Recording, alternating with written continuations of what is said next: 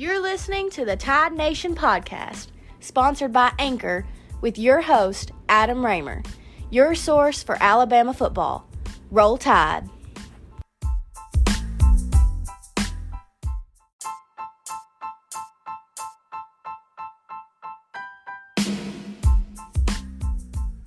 What's going on, Tide Nation?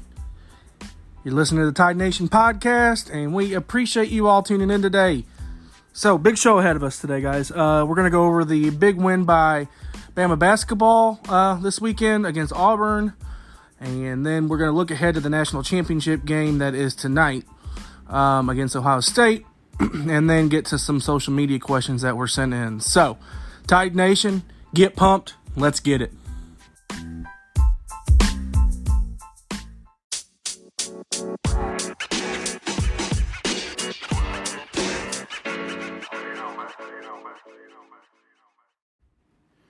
All right, so let's talk about Bama Hoops.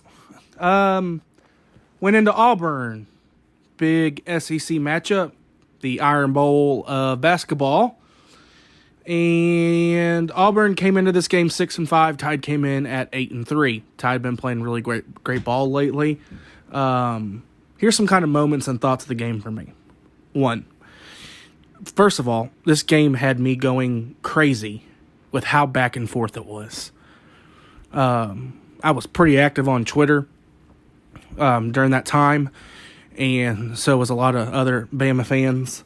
But it was just insane on how back and forth this game was going.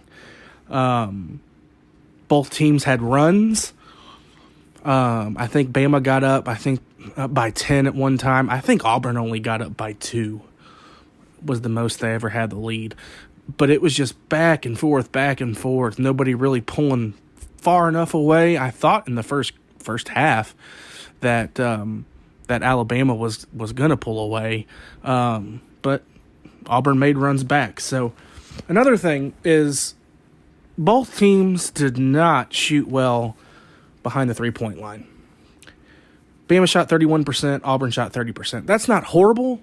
But for as many threes as in Alabama, for some reason, guys seems to live by that three ball, which I think that's part of Coach Oates' game plan. But shooting 31%, and that's how we live and breathe by is not going to cut it. We need to be around 45, I think, at least 40. So yeah, nobody shot the ball. Neither team shot the ball well behind the 3-point line. Defensively, I thought neither team made any second half adjustments that they needed to. I think it was kind of just go with what was going and get out in transition and score. I didn't see many second half adjustments. I might be wrong there, but I personally, I didn't see them. Both teams were sloppy in transition though. At points, and people on Twitter were saying this, it was like we practice threes so much we can't make layups. And then there was times when we went for a layup and probably could have just dunked the ball and been done with it. But they were both sloppy in transition. Lots of turnovers in that game.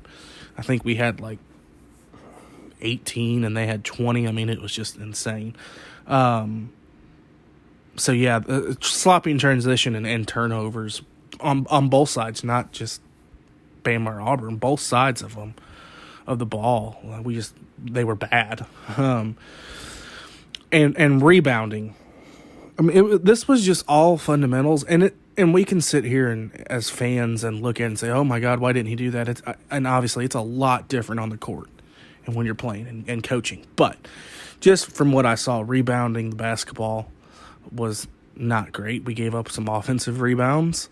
I think we doubled them in offensive rebounds. So, but they won the glass on the defensive side of rebounding. So, just some kind of key thoughts to the game that I thought happened and didn't happen. So, but eventually Bama pulled out the win in the last 2 minutes with some key turnovers and free throws, and they won that game 94-90. So I want to talk about some player moments, and I'm going to start with Auburn, because if anybody listens to my podcasts, I always give credit to the other teams. I might not like them, and I might not root for them, but I do give credit to the other teams, and I always start off with them. So, for Auburn, freshman J.T. Thor, 15 points, 9 rebounds, 4 blocks, 3 steals. Big contributor to the game.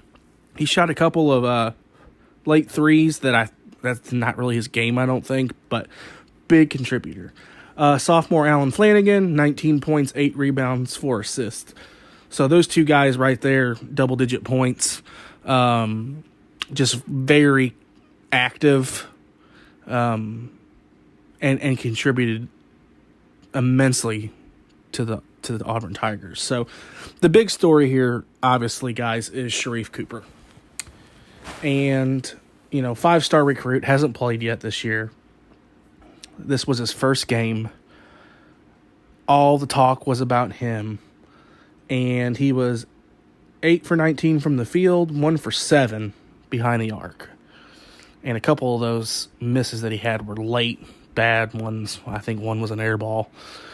Didn't hit any iron. Twitterverse was going nuts on that. But he finished in his first collegiate game, 26 points, 9 assists, 3 steals. Almost a double-double. Like I said, this kid is going to be a star. When he is on the floor, they were very, very good.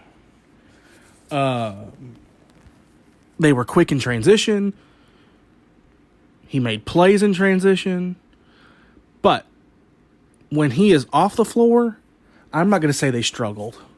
They weren't the same team. It's like taking LeBron off the Lakers. It's not quite as drastic as that, and I'm not saying he's LeBron James, but in a sense, that's what it looked like to me. When he's off the floor, they weren't the same team. He's just a huge playmaker, and his team needs him on the floor to win ball games. Now, he can't play the whole game, we get that, but when he's in the game, they need to, have him on the floor to succeed and score points. The big thing with him that I saw, though, was he had 5 turnovers, but 2 of those came in the last 2 minutes, which ended up being what Alabama needed to close out the game. Those 2 big turnovers led to points for Bama when it was, I believe, tied, or maybe we might even been down 1. I'm not sure. I can't remember. But I'm just telling you guys now, he's everything that I think that he's supposed to be. We'll see more throughout the season. And Alabama's no slouch. So we'll see what happens with him. But again, 5-star recruit, and in his first game to have 26 and 9, I mean, it was just a great game by him. So watch out for him this season. So let's get to Bama. And it's hard for me to pick some people that I thought were it, but I'm gonna give you 3. It could be anybody. One of them is a lock that everybody that watch this game should know. Actually, probably 2 of them. But the first one I'm going to go with is our Canadian freshman, Josh Primo. He had 22 points, 5 rebounds, 3 assists, and 2 steals. This kid was on freaking fire at the beginning of the game. I mean, on fire. He couldn't miss. Which we got, I don't know why, but we got away from him, which I thought was just wrong. Needless to say, the star that he is and how he was playing in this game, I thought that he needed to touch the ball more. I mean, he still had 22 points, but I think he had 14 in like the first 8 minutes or 9 minutes. I mean, it was just insane watching him play. And remind you, this kid just turned 18 years old too. So, highly regarded 5-star recruit. Going to be a huge star here this year. So, hopefully he's not a one and done, but we'll see. The other one is the senior transfer, Jordan Bruner. He had 20 points, 7 rebounds, 4 assists, and 3 steals. Big part of our win, guys. Inside and outside game. Big part. He was hitting from behind the arc, playing good inside, playing good defense on the inside, and grabbing rebounds. So, one of my players of the game, Jordan Bruner. Here's my big one of the night, and I've been high on this kid. I know I just kind of started doing hoops in the podcast, but any of my buddies that know me obviously know that I follow Alabama, and I've been huge on this kid, and it's senior Herb Jones. It's just a number of plays that he made, and the one that sent Bama Twitterverse off was the posterizing dunk that he had. If you guys didn't see that, Google it. It's out there. Believe me. I mean, it was a throwdown posterizing dunk. It was insane. But it's the little things for Herb Jones that go unnoticed, I think. You know, he is great defensively. I mean, really good defensively for how big he is. I don't think he gets enough credit for that. He rebounds the ball well. He can shoot the ball well. He is probably my most under. He's not my, but he's probably the most underrated player. I don't know if I'm gonna say in college basketball, but maybe one of them. He just goes unnoticed what he can do. He's a huge factor on the success of Alabama basketball. And I think Coach Oates would say that. I think anybody on the team would say that. I think any Alabama fan would say that. That he's a trivial part of the success of our team. So he finished with 19 points, 8 rebounds, 2 assists, 5 steals, and 2 blocks. Unbelievable game, guys. Unbelievable for him. So, huge win for the Tide. 5th win in a row, makes them 9-3 now. And the big kicker here is 4-0 in the SEC, which is atop of the division. Atop of it. Somebody message me and tell me when the last time Alabama basketball was in first place in the SEC.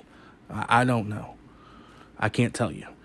But hey, the next game's on Tuesday, guys, 8 p.m. against Kentucky in Lexington. And Kentucky is second in the SEC right now. Now, their record is garbage, but they have 3 wins in the SEC.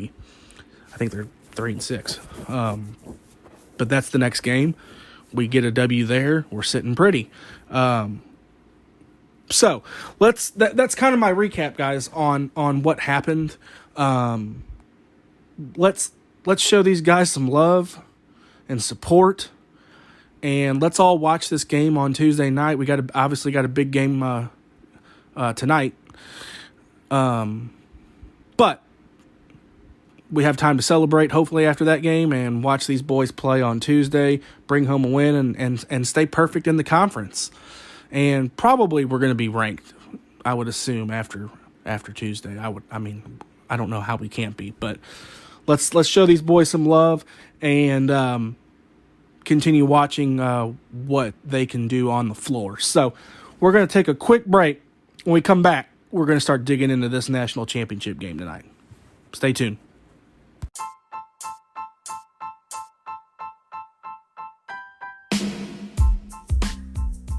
Hey, what's going on, guys? Hey, if you haven't heard about Anchor, it's the easiest way to make a podcast. And I got a couple of reasons why. Number one, hey, it's free, guys. It doesn't cost you a dime. Also, there's a creation tool there. It allows you to record and edit your podcast from your phone or your computer. Everybody's on their phones and computers all day long. It's awesome. Hey, they'll also distribute your podcast for you so it can be heard on Spotify, Apple Podcasts, and many more options. You can make money from this, guys, from your podcast. No minimum listenership. It's everything you need to make a podcast in one place. Hey, so guys, if you really want to start doing this, download the free Anchor app or go to anchor.fm to get started.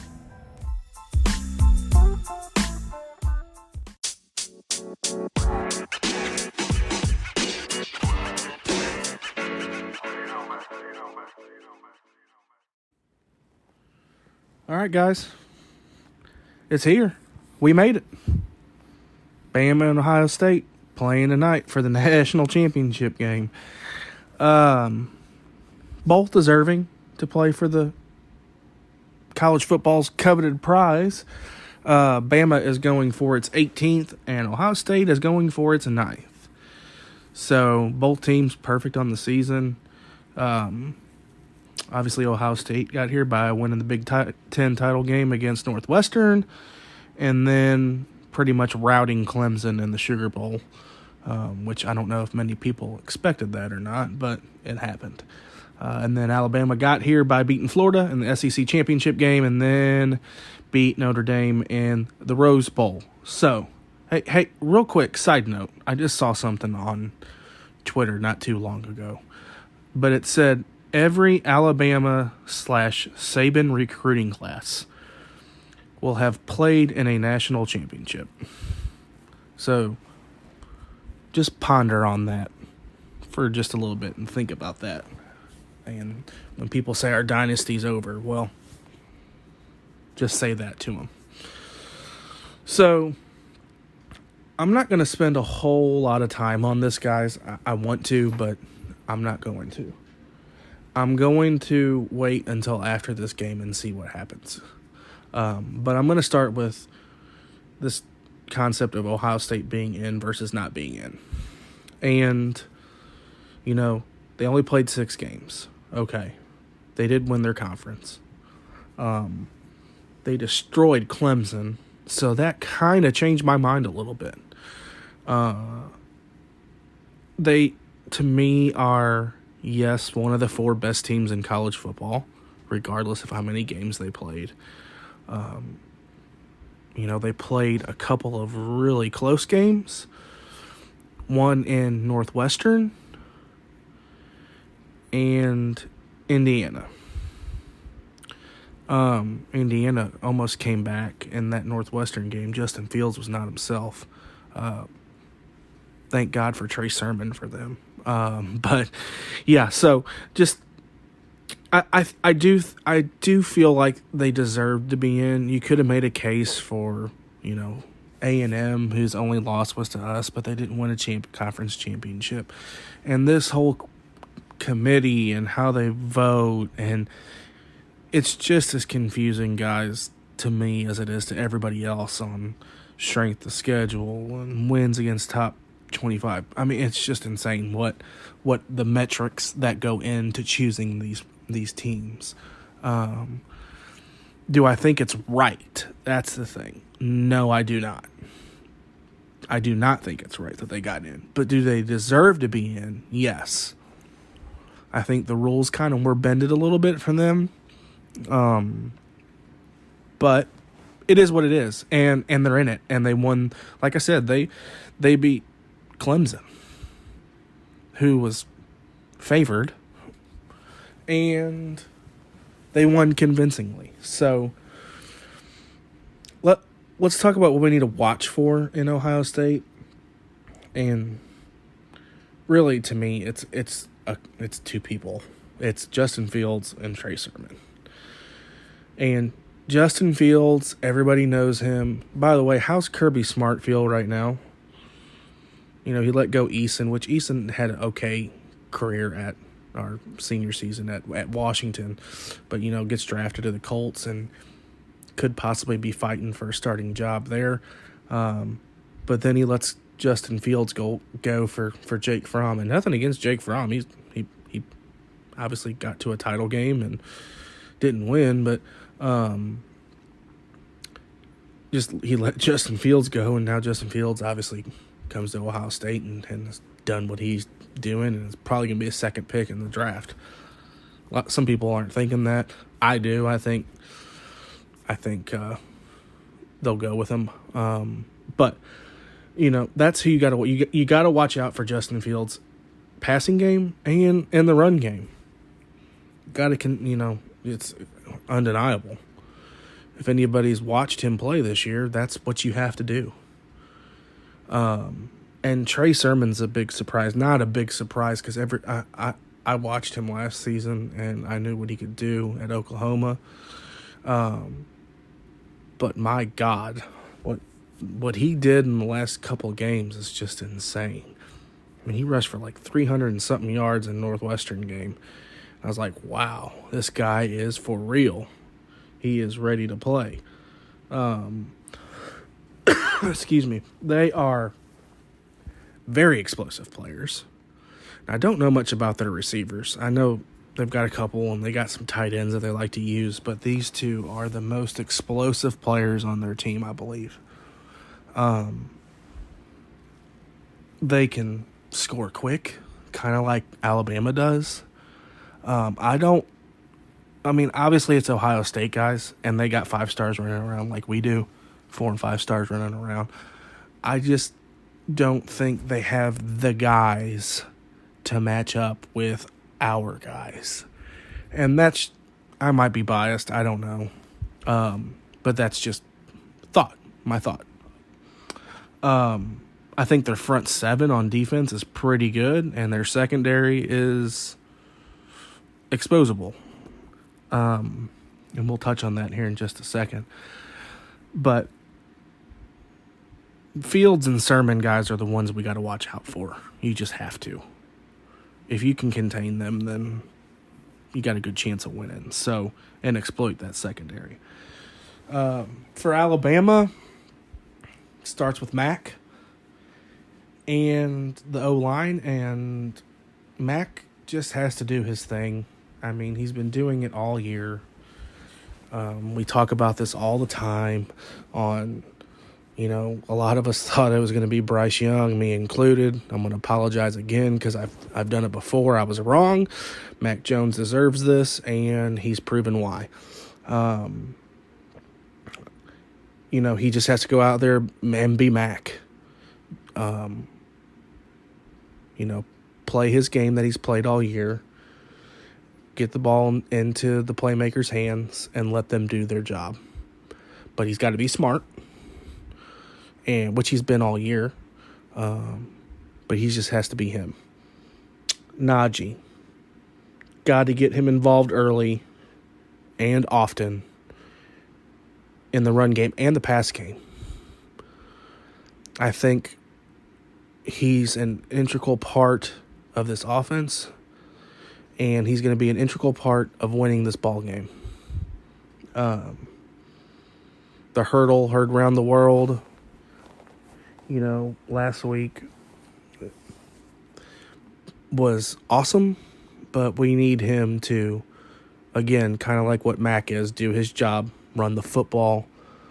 And guys, this doesn't happen without our O-line, obviously, which won awards. We can sit here and talk, he's, Mac's throwing for 400 and Najee's running for 150 and 3. And it doesn't happen without our offensive line. And they have got to play great tonight. They have to. We can't have it any other way. If they're not playing, and I don't know, Chris Owens is probably going to start at center with Landon Dickerson being out. And by the way, I hope everybody watched the awards the other night and watched Landon Dickerson's speech because it was awesome. But missing him in the middle is a huge loss for us. And I'm not saying Chris Owens can't do it, but I think that missing him without Dickerson there is a big loss for us. But Chris Owens can step up and play his role and do what we need to do. So offensive line has to play great. Devontae, that's all I got to say, right? To me, he is unguardable, uncoverable in college right now. It doesn't matter what you do. He's going to find a way to get open and make plays. And somebody tell me otherwise, because I haven't seen it. I haven't seen it yet. We played an all-SEC schedule. We beat Notre Dame. Nobody stopped him. And that's why he's your Heisman winner.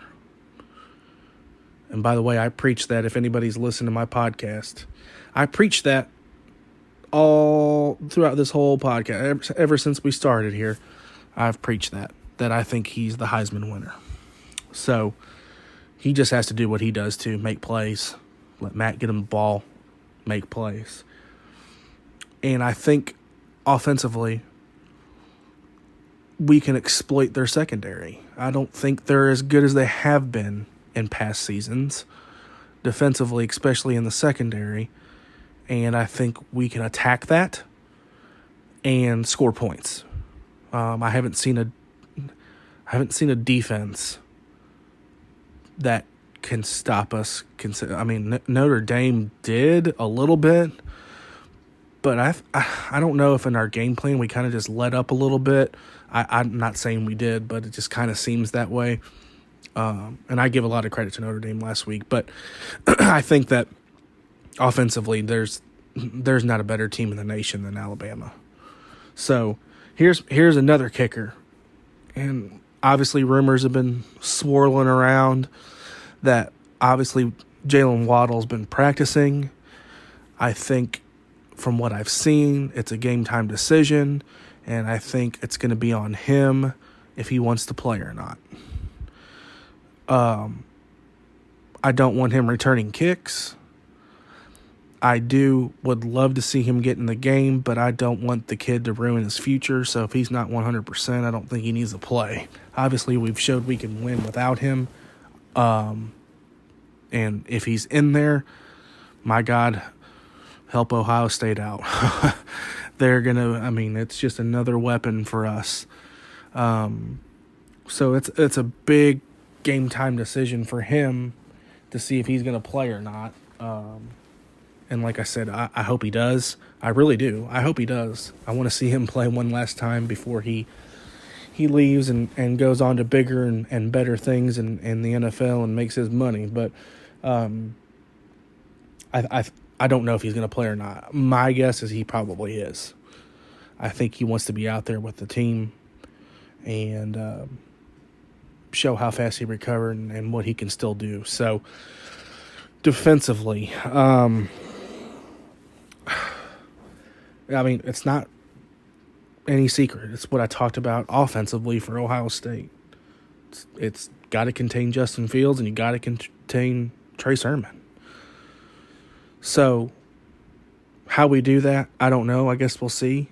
I'm hoping that Coach Saban and Coach Golding have a plan that's going to be what we need it to be. But that's the two you got to.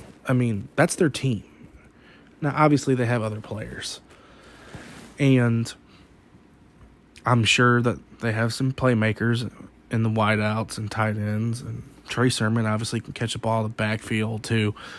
But if we don't contain those two, it's gonna be a shootout. And I think it's going to be a high-scoring game anyway. But I think you just got to contain Justin Fields. He's just that good. And so is Trey Sermons. The big thing on defense, and I'm saying this now, and I'm praying that he's okay, because we missed him last week, is Malachi Moore.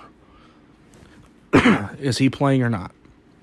If he is, and he's 100%, that secondary becomes dramatically better with him in the ball game. Dramatically better.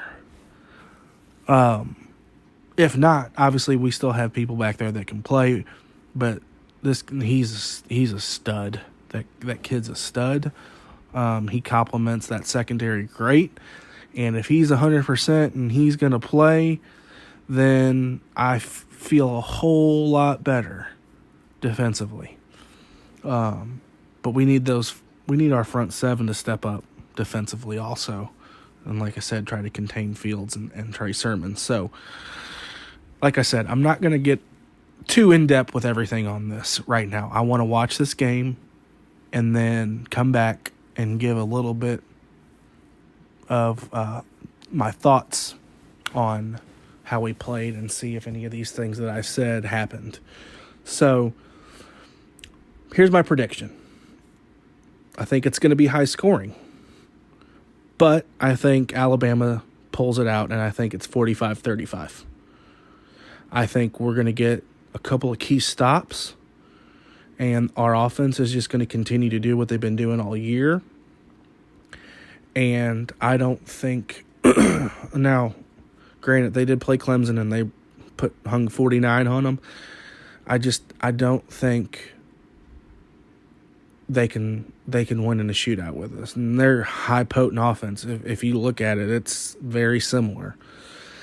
And I don't want to play this card, but they've only played, 6 or 7, 7 games, and we've played 12. Actually, we played, 12. That's how I think the game's going to go. I think we're going to get a couple key stops. I don't know if it's turnovers. It might just be forcing them to punt and flip field position, and we're good.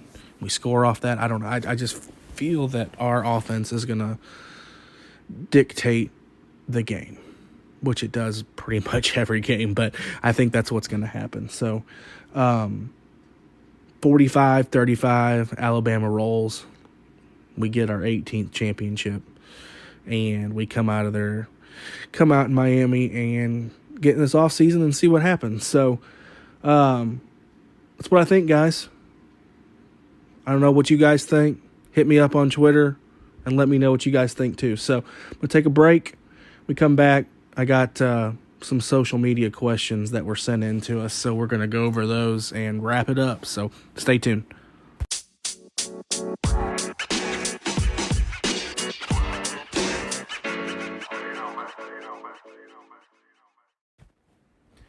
All right, guys, we're going to get into social media questions. So first one is from Twitter. It's from Steven at RTRSTL80. Ask, are you worried about Sermon, and will they set up pass with run or vice versa? I mentioned it before. Yes, I am worried about Trey Sermon. I think he's a star player. And I'm not sure, Steven, if which way they are going to run. I think it's going to be what's working for them offensively and what kind of looks that we're giving them. So, again, I think that containing Justin Fields, I don't know if, that's keeping some spies on him, and I'm going to go over that in the next one, but I really don't know. That's a great question, what they're going to do. I think they're going to lean more towards trying to throw the ball down the field because our secondary has been a little exposable at times, which will then probably open up the run game for them a little bit. But, yeah, that's my thought. I think, yes, I am worried about Trey Sermon. I think everybody that's a Bama fan should be worried about him and Justin Fields. But I think that they're probably going to look downfield first to maybe open up the running game. And I could be completely wrong, but that's just my thought on that. So, great question, man. Tim Elliott, he's kind of got about 3 of them here, so I'm going to try to get to him as quick as I can. So, he said, how do we contain Fields having time to find open receivers downfield? Well, that obviously, Tim, is dependent on our front 7 and what we can do. I think you get pressure on him, and he might make some errored throws. I think if I'm a betting man, they probably watched tape on the Indiana game and Northwestern game and the Clemson game too. But obviously, that Northwestern game was probably Fields' worst game of his career. So probably need to look at that and see what they did to kind of contain him and to making some erred passes through some picks. Obviously, Ohio State ended up winning that game, but it was pretty good defensively for Northwestern. So I think we need to watch what they did there. And the second part of your question was, how do we contain him on breaking on free long runs? Same thing, man. Front 7 needs to play great. I think you probably need to have a linebacker that's spying him, and maybe that's spying Sermon too. But you can't let him. He's a big guy, but he's faster than people think too. I mean, he runs like a 4.40. I mean, he's fast. I don't think he's like Lamar Jackson fast, but I think you need to spy them. Front seven needs to get pressure. And if that front seven can get pressure on him, it's going to make things a lot easier for us to maybe cause some turnovers. He's just a diamond. He's going to make plays, though. It's going to happen, so we can't get mad. And I'm horrible about that, but can't get mad when they make plays because it's going to happen. It's kind of like when we played Florida. We knew that they were going to make plays in the passing game. They didn't have a run game, but we knew they were going to throw the ball. So I think a big factor in that too, Tim, is that is Malachi Moore going to play like I mentioned earlier. If Malachi Moore plays and he's 100%, I think that obviously helps that secondary out to try to contain those throws downfield. So, and then getting off the field on third and longs, that's a problem. They need to play within themselves. They don't need to bite. They've got to do that, and that's a great question. I don't know how they get up. I don't know what they do to fix that. But again, I really believe that a lot of this relies on Malachi Moore playing or not. And I know it's only one kid, and he's young, but it's evident that when he's in the game, we're better. And our defenses have really improved throughout the whole season. Beginning of the season, it was not good at all. I mean, Ole Miss hung, I can't even remember. It was like 50 points on us, 48 or something like that. But I think that, containing Fields with a spy, maybe, but that defensive line has to get pressure to him to make him, if he does get out of the pocket, that's fine, but we have to have somebody spying him to make sure he doesn't get those throws downfield. And hopefully that secondary and Malachi Moore can contain us from and get us off the field on third and long. And again, on third and long too doesn't mean that we need to drop back in coverage, which we do, but that defensive line and those linebackers need to get in there and get pressure on him so he doesn't have a chance to make a throw downfield. So it all, Tim, depends on getting pressure to Justin Fields and seeing if we can make him make mistakes. So that's what I got, guys, for those questions today. We had some more, but I'm going to touch base on those after the game. So hope we answered them. Hope that kind of gives a little bit of clarity. I mean, it's kind of simple, but they got to execute. So, guys, that's it for today. We appreciate you tuning in. I pray to God tonight that we win this ball game and bring home that 18th championship. And please remember, guys, and I really do appreciate all this, please remember to share and review, like it, subscribe. You can follow us on Twitter at Tide Nation Podcast or A Raymer11. Actually, sorry, it's Adam Raymer11. We love to hear from you guys, and we will do our best to follow you back if you follow us and get your questions answered. If it's not on the pod, obviously I will answer all of them I can. So let's get this W, guys, and bring home this 18th natty. As always, roll Tide.